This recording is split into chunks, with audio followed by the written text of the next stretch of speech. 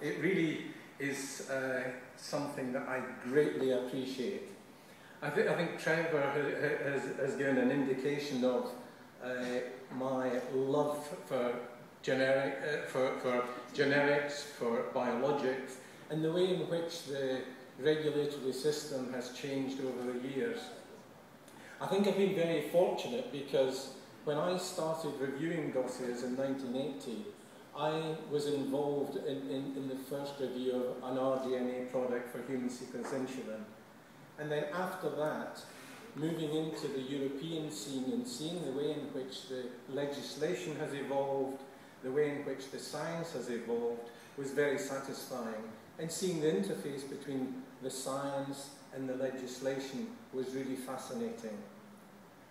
The other thing was to see the way in which the regulators, I think, really have responded to those scientific and legislative changes, because the review procedure has changed over the years. It's become much more sophisticated. And I think that sophistication has allowed us to actually review dossiers and come to decisions which otherwise may have been very difficult. So the evolution of the review procedure, I think, will allow us to make decisions, or allow regulators, I should say now, to make decisions for advanced therapies, biosimilar medicinal products. And when we think of the difficulties we had last year in relationship to influenza pandemic, do we grant a marketing authorization or do we not?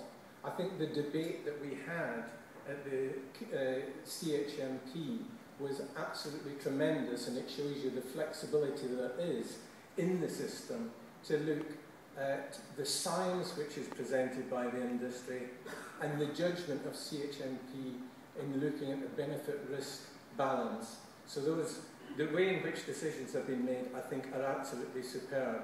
So looking back for the last 30 years, I've seen a lot of progress on science, legislation, and review procedures. And I think we're going to see that continue as the science evolves and as the review procedure will probably continue to evolve in coming years. So thank you very much.